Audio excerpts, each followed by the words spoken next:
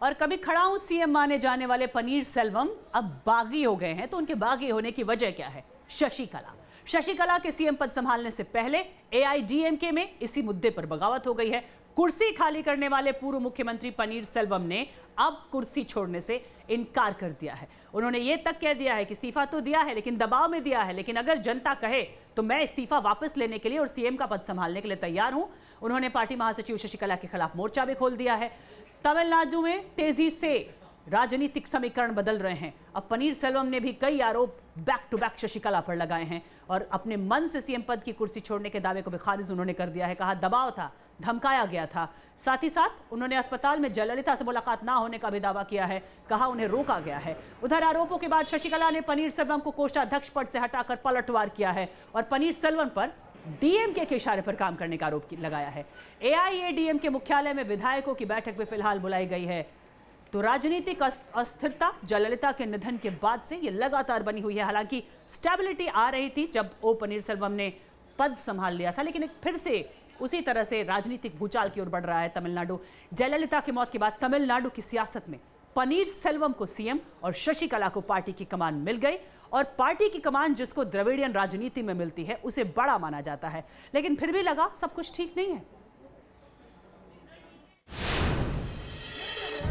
बड़ी खामोशी से पनीर सेल्वम ने सत्ता का त्याग किया तो सबके जहन में एक ही सवाल था कि क्या पिक्चर अभी बाकी है। इस्तीफे के 2 दिनों बाद अब पनीर सेल्वम ने बगावत का बिगुल फूंक दिया है। मंगलवार देर शाम तमिलनाडु के कार्यवाहक सीएम पनीर सेल्वम जयललिता की समाधि के पास पहुंचे। करीब आधे घंटे तक वो मौन बैठे रहे, लेकिन जब मौन तोड़कर पत्रकारों से बात की तो तमिलनाडु की सत्ताधारी पार्टी की सियासत 360 डिग्री पलट गई। कहां तो शशिकला के शपथ ग्रहण की तैयारियां चल रही थी, लेकिन अब एक अलग ही हाई वोल्टेज ड्रामा शुरू हो गया है। जयललिता की समाधि से उठने के बाद पनीर सेल्वम ने कहा कि उन्होंने अम्मा की आत्मा से बात की। अम्मा ने उन्हें जनता को सब सच बताने को कहा। पनीर सेल्वम ने कहा कि शशिकला गुट मुझ पर इस्तीफे के लिए दबाव बना रहा था।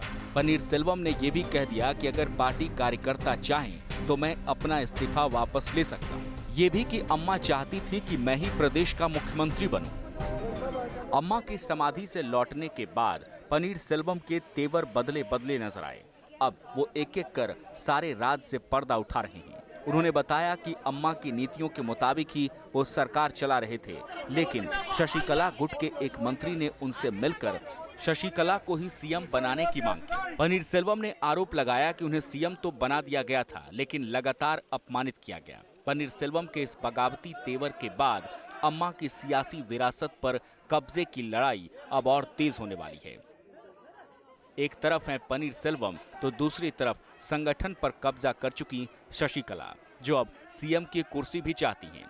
शशिकला पनीर सेल्वम के बगावती तेवर के कुछ घंटे बाद ही कार्यकर्ताओं के सामने पहुंची और समर्थन में हुई जबरदस्त नारेबाजी के बीच पार्टी में अपनी सियासी ताकत का प्रदर्शन भी कर दिया। मानो वो ये दिखाने की कोशिश कर रही हो कि अभी मामला यहीं खत्म नहीं हुआ है। चेन्नई से शिव प्रपंच के साथ टीम न्यूज़ नेशन।